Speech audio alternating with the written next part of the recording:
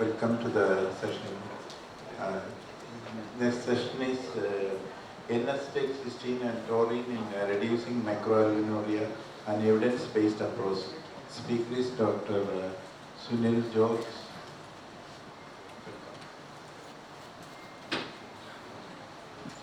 Dr. Sunil George is MDDM Senior Consultant in Nephrology, HOD, Baby Memorial Hospital, Calicut, Associate Professor and HOD, MES Medical College, Malappuram. 25 years of experience and many firsts and achievements in the field of nephrology in North Kerala, first cadaver renal transplant, first pediatric renal transplant, first pediatric CAPD in North Kerala, first mobile dialysis unit in South India 20 years back, started first dialysis units in Wayanad and Malappuram. Over to Dr. Sunil.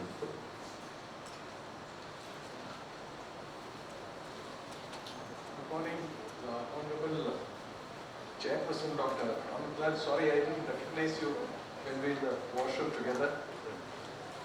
You and me were standing at each other. And distinguished delegates. And I also like to thank the organizers of the 12th Dr. Jyoti Day Professional Education Forum for giving me this privilege today. Frankly, I was wondering, I'm not a diabetologist, I'm a nephrologist.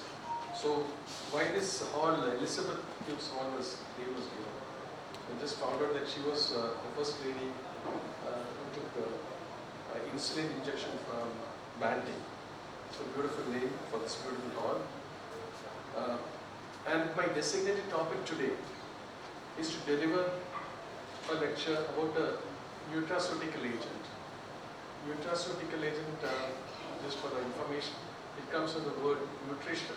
We have pharmaceutical agents and we have nutraceutical agent in the management of renal disease. So I can assure you it's going to be a very simple topic, not going to be very tough for you. We all know about various pharmaceutical agents, which definitely play a significant role in the management of renal disorders.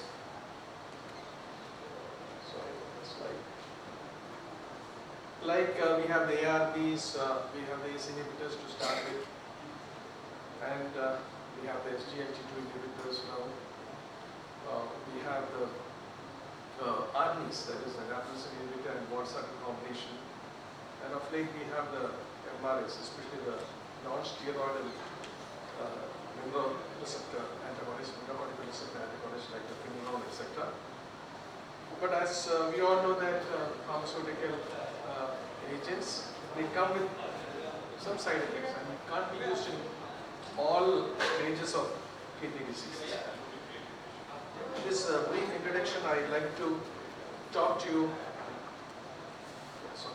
this brief introduction, I'd like to talk to you about the nutraceutical agent which we have been using. I'm not saying it's only the nephrology department, be it the neurology or most probably the respiratory medicine department, etc. They use this agent, that is the N-Acetylcysteine and Taurine combination. The most popular one by the name of Nephrosaid in the management of renal diseases. Chronic kidney disease, as we all know, is a progressive disease, unfortunately. Once you have a stage 1 chronic disease, it progresses to stage 5. The only probable irreversible situation may be the microalbuminuria stage. But once you go into macroalbuminuria, we all know it's a progressive and we have various stages of chronic kidney disease, stage 1 to stage 5, and stage 3 is further subdivided into 3A and B. But then this is the staging we use nowadays. It's a KDIGO. So, KDIGO guidelines. Kidney diseases improving global outcomes in 2012.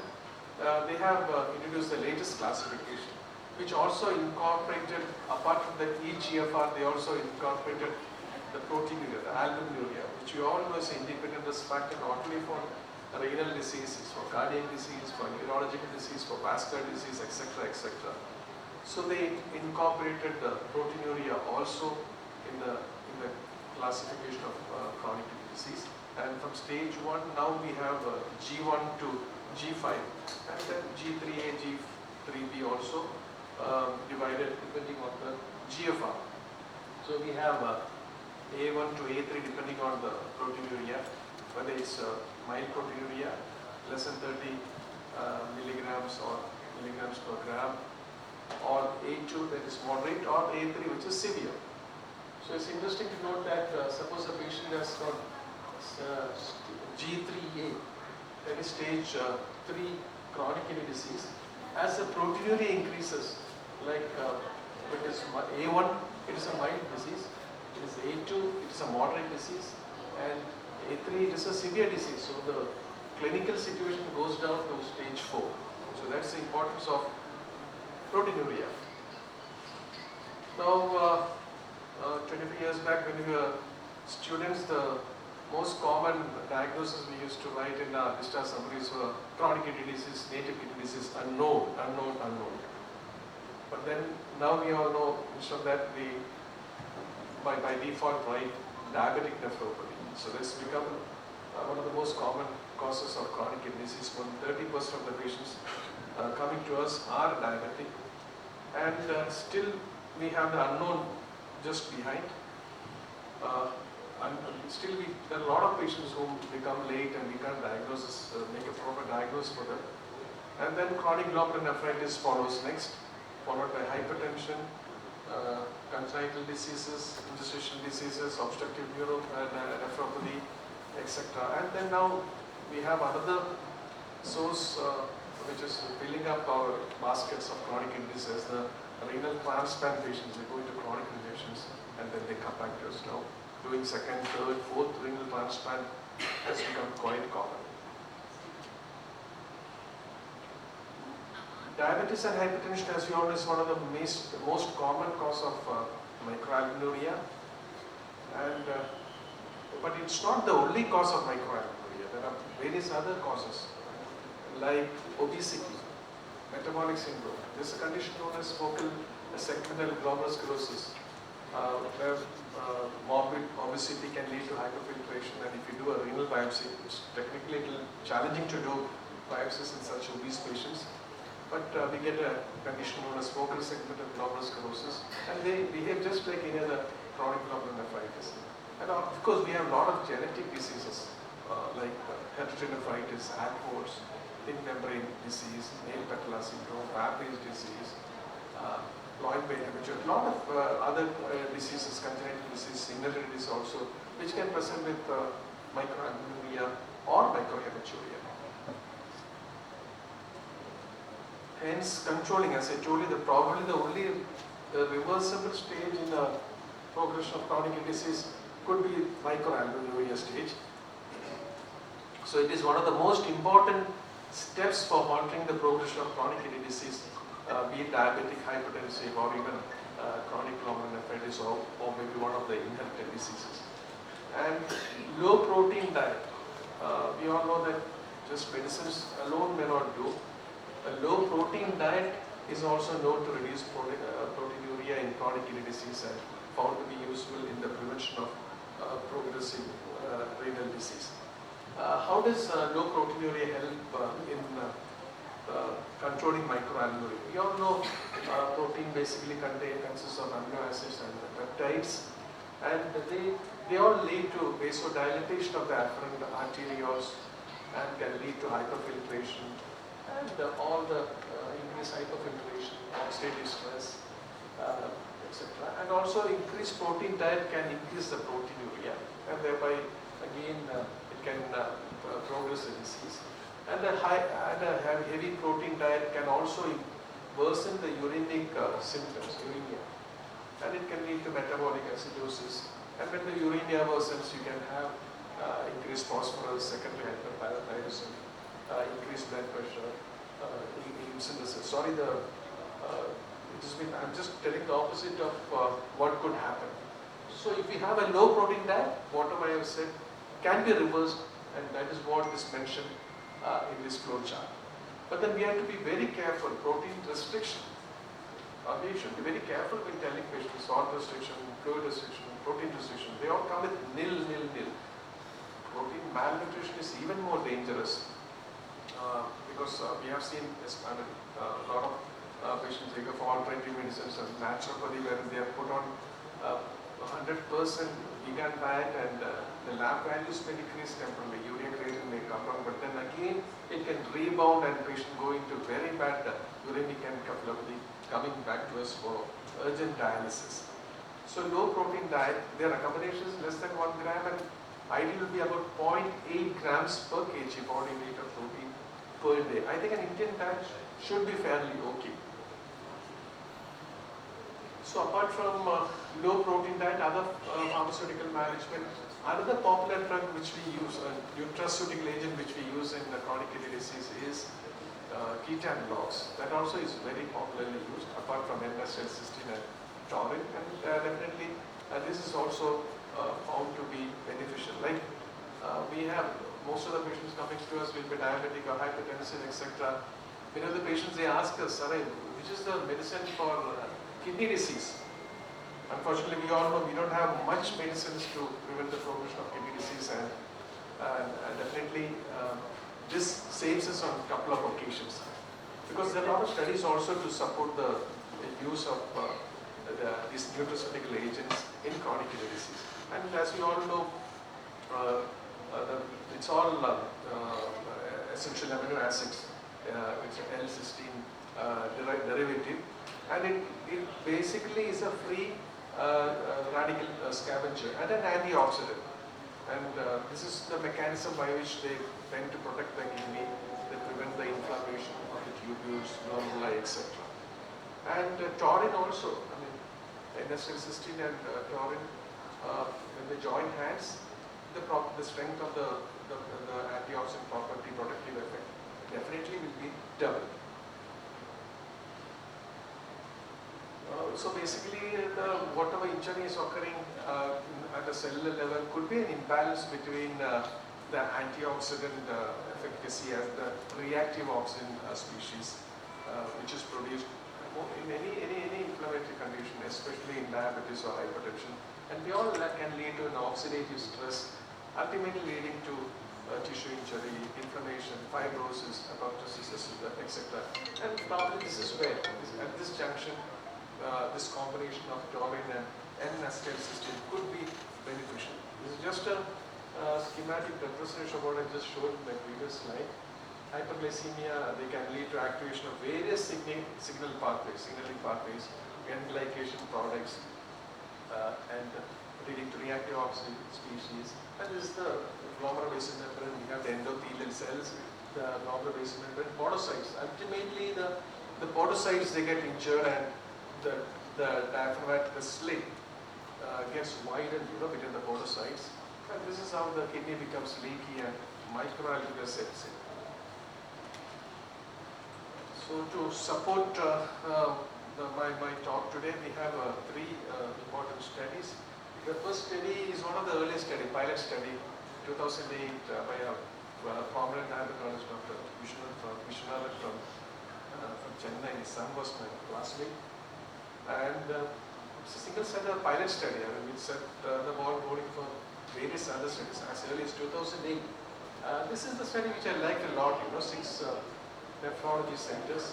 Mind you, it's going to be a brief talk only, so just to highlight the points. And here they look into the microalbuminuria, macroalbuminuria, EGFR, creatinine, cystatin, etc. This is a very impressive study. This study was here 80 patients were there, but here this is a larger study. I think around 305 patients, 9 centers. But then they did normally look into the EGFR and probably the creatinine. I'll just briefly go through that. So this is that first study which I told you, Dr. Vishnu in Chennai. There were 41 diabetic patients. 2008 they did the study. And 41 diabetic patients, 31 were given this cocktail, and all the patients were naturally on ARBs or ACE inhibitors, and duration was only for 3 months, and they found that the urinary albumin creatinine ratio, basically the proteinuria, is significantly reduced from 85 to 45, but no significant changes were noted in the placebo group. So the That was the initial study which said that N-Acetylcysteine and Taurine combination could be useful in microalbuminuria. So this led the way to other larger studies. This is the prospective multicenter double-blind placebo control study with 6 centers. I mean, it's a pan-Indian study. To the north, south, west, east, some 6 doctors and institutions were involved, and the inclusion criteria, I think there were 18 total patient study, and the inclusion criteria, I mean, just CKD stage up to 3A they included, and the creatinine around 3A, around 3 milligrams. And the exclusion criteria, those who had severe CKD, cardiac complications, etc. And as I told you, there were 18 patients, and 80 patients. Of them, 38 were in the placebo group, and 42 were in the nephrosafe group. And if you look at the mean GFR, the nephrosafe group, this is the nephrosafe group. The first one is CKD stage 1 and 2, the other one is CKD stage 3. In the CKD stage 1 group, they found that along with the low protein diet, they help in preservation of the GFR after 6 months of treatment. Help in preservation, that's fair enough. Whereas in the CKD stage group, not only the preservation of GFR, they found that the GFR increased by 1 to 1.32 millimeter, greatly increase in the GFR when compared to the placebo group. So it was found to be more beneficial in those patients who were in CKD stage 3. And the urinary albumin creatinine ratio also overall declined by 18.6%, and there was a 34% reduction in the microalbuminuria group. Those patients who had microalbuminuria.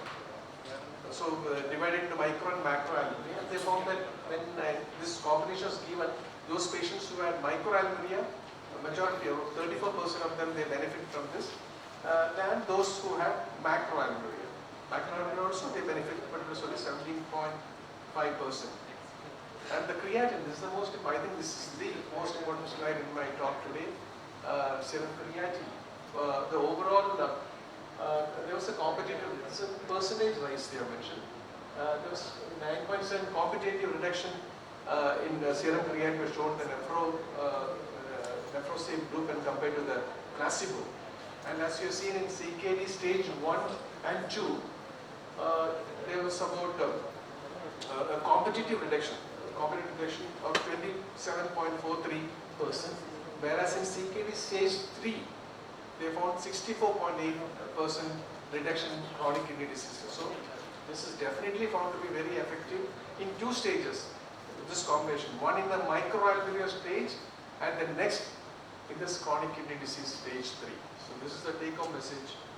And cystatin C, we all know, is a more accurate measurement for creatinine. But it's more expensive, around 2,000 rupees. But to reconfirm that, but it doesn't vary, it is freely filtered by the glomerulus, it's not secreted by the kidney, unlike creatinine, nothing related to muscle mass, etc. So with the cystatin C also, we got a similar situation. Cystatin C also reduced 21 point in the nephrosafe group. In CKD stage 3, they found a much better response for cystatin C. So basically the same. And to summarize what I told, I think I'll skip this because I summarized in my talk. And I'll just briefly go about this study also for lack of time. Here also about 9 centers were involved in this study, 9 centers. And I just show the outcome of the study. The 9 centers, again pan-India. This is the patient and hypertension. Basically, there were hypertension and diabetic patients. 197 patients were there in the study. With diabetes, 80 patients, and just hypertension 20. So majority of the patients were with hypertension and diabetes, and they found a significant reduction in album creatinine ratio after 90 days. This in 305 patients.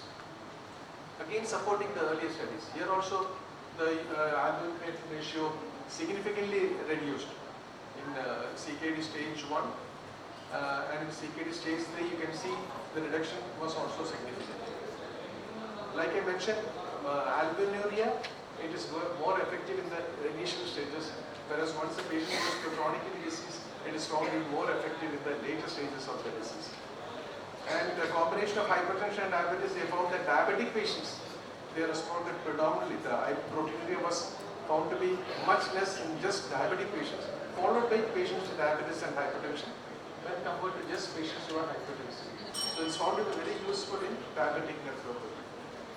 The serum creatinine remained the same. And to summarize, the combination of Nephro-Save, N-Acetylcysteine and Taurine with a low protein diet is an effective therapeutic option for reducing microalbuminuria and preserving eGFR in early diabetic and hypertensive chronic kidney disease patients. Thank you.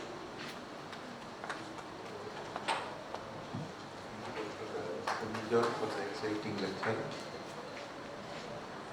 Can I have a few questions? So one question, can I stop? Yeah. So in view of reduction, I mean loud enough. In Yeah, view you of, can use the microphone for the benefit of the audience.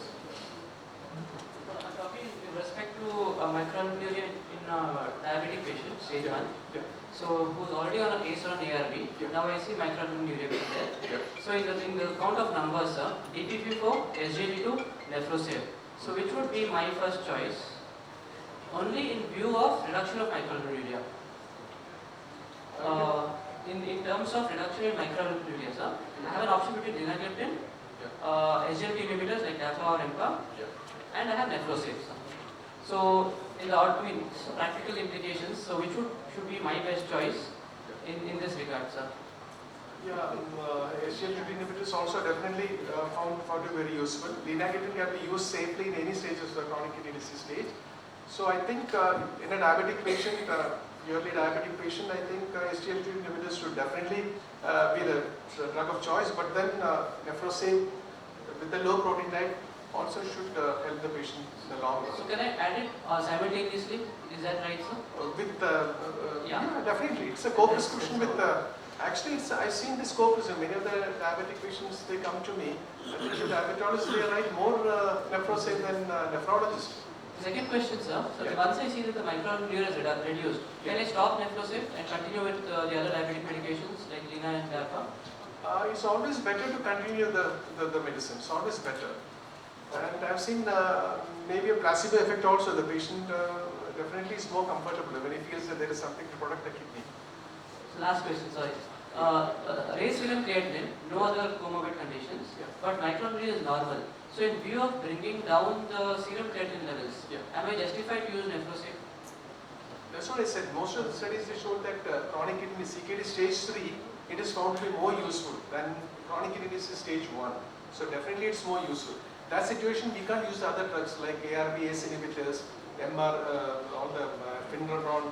We have so many drugs. ARNI may not be useful. So that's a situation where drugs like ketanalox and Nephro-Save comes to place. Yes, CKD stage 3 and 4. Stage 4 can be continued. You mean N-Acetylcysteine? It can be continued even after transplant also. It can be continued in dialysis patients everywhere. But then once you start them on dialysis, I mean already the GFR is 5, 10, so no point in continuing. That's what I said, we have pharmaceutical agents which can definitely stronger and more potent, but it comes to the side effect like hyperkalemia, worsening of serum creatinine. And Alpha ketone versus this thing, which you are finding better? To bring down the urea creatinine, I feel alpha ketone are much better because basically they are taking nitrogen from the cells and all that. So for the uremia, ketone are better. For microalbuminuria, N-Acetylcysteine is better. We are overshoot the time. Please conclude. Yeah, thank you. Have a good day. Okay. Thank you. Thank you, Dr. Joydev and his team for the excellent conduct of the event and giving us an opportunity for this session. Thank you. you, sir.